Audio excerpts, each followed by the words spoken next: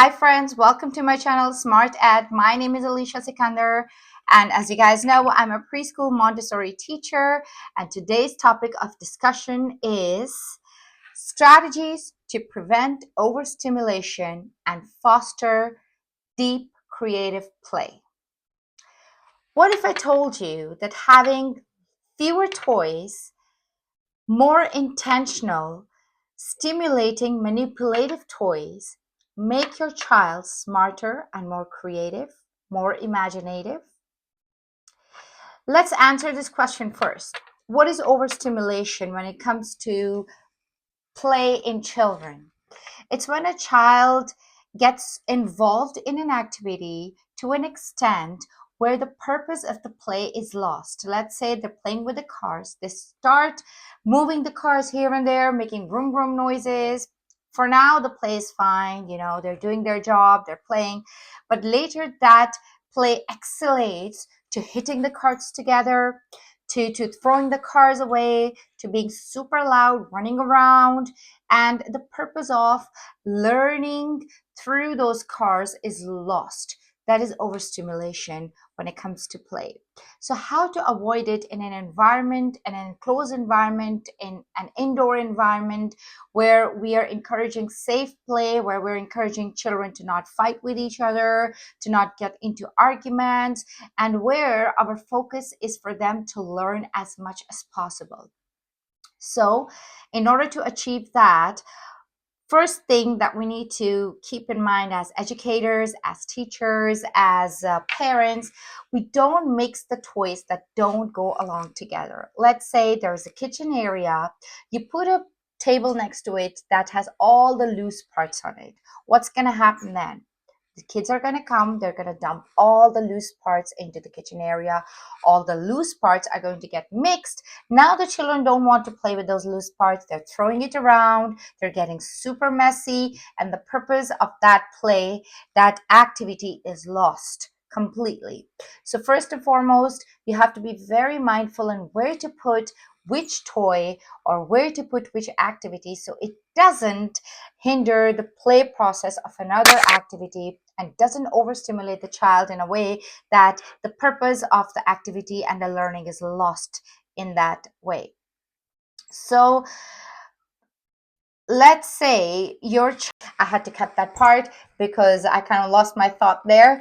But let's say if you section your class into different areas, if you're building a house play, what could you include in there? So you have a lot of activities that you could create extensions with. The child could manipulate items. Let's say if there is a house center, you have a kitchen area there, your sitting area over there, you have a table, some chairs, some mats, some pillows, some dolls to play with for imaginative play, some dress-up games, a mirror. There could be books involved. There could be some musical instruments, some sensory play. So imagine in that area, a child could actually use one object, move on to another object, have 3, 4, 5, 6 people playing at the same time, would encourage them developmentally, would encourage them socially, would have lots of interaction, lots of imagination, lots of play. And then the child can retain that play for more than 15 minutes, for let's say 30 minutes, right? Let's say if you're building a sensory section, what are you going to put in there? Sensory bins, of course. What kind of sensory bins are you going to put in there? Mostly we're doing theme-based. If it's not theme-based, what is the base? It's maybe rice, maybe sand, maybe cotton balls. It could be purposeful as well, like exploration, excavation, scooping, spooning. You could add beads. You could add lots of stuff in those sensory bins. Then sensorial would also mean children to manipulate different textures. It could be cutting different texture paper, a table set up for that, let's say, or painting with different textures like cotton ball painting, or vegetable painting, leaf painting. Sensorial would also be having a writing board, using different markers or chalks or stuff to explore writing on different or scribbling or making art on different areas, on different textures. um, you could also have sensory toys in there. You could have musical instruments in there like bells. It could also really help with special needs too, because they like sounds, they like to make sounds, and could also be good for other kids. So imagine in that sensory area you have like 8 to 10 activities, and if a child is spending 5 minutes on each activity, 5 minutes writing, 5 minutes on one sensory, water could also be a part of sensory. So imagine the child could just spend 30 minutes in just that area. So what I'm trying to say over here is that you can manipulate the same kind of play with the same kind of material in a way that the child is learning, his creativity is purposeful, is basically triggering and enhancing the creativity and imagination in that space where the child is learning in all aspects, all developmental needs are being met over there. So when you're designing a play place or an activity, you need to ensure a child is going to be done playing with the cars. They're going to be done playing it within 5 to 10 minutes. So either they're holding on to them, or they're just throwing them around, or they're getting overstimulated by making loud noises or running with the cars. So how do you engage the children? They show their interest in cars. How are you going to engage those children using those cars into other learning strategies? Let's say you see that a child's inclination is towards dinosaurs. So what they're doing, they're grabbing the dinosaur bin and they're playing with it for a bit. So after that, either they're clinging onto one dinosaur or they're just going putting it back. So you see that they're showing interest in dinosaurs. Now how are you going to extend that play to fulfill their learning curiosity? So let's say you make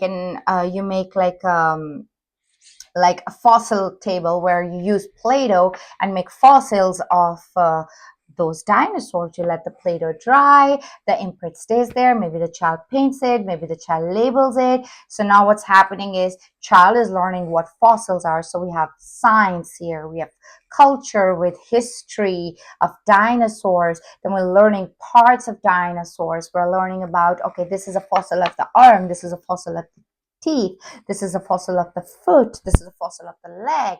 Okay, then like what else could you do to build this curiosity, like in order for them to be engaged for a longer period of time? Let's say you can make an extracting bin where you put soil and mud or whatever, and then you dump all the dinosaurs underneath, and you give the kids brushes, tweezers, cloth, lots of stuff, a lot of manipulators where they can actually extract those dinosaurs, and then maybe give them a wash basin where they can have water and soap to wash those dinosaurs with, and then pat them dry. So here they're learning a lot of things, and accompany them with a lot of vocabulary, different kind of dinosaur, different kind of parts of dinosaurs. What is a fin? What is a tongue? What is a teeth?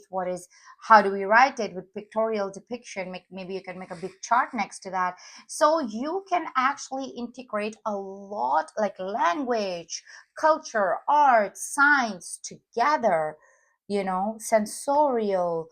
You can actually include everything together to extend that play. So you don't have to do the same play for the whole day. Maybe you have 30 minutes to play, so you're doing this excavation themed dinosaur bin where you extract them from the soil and you clean them with the brushes and then leave them there on the towel for the next day they wash it, they pat it dry, and then they make fossils out of it. So the whole week you can go on with this theme, you know for your science subject. Now, the kids are engaged, their creativity is challenged, they interact with each other, they don't get bored, they don't get overstimulated, they don't run around the classroom, they don't hit each other, they don't get into arguments.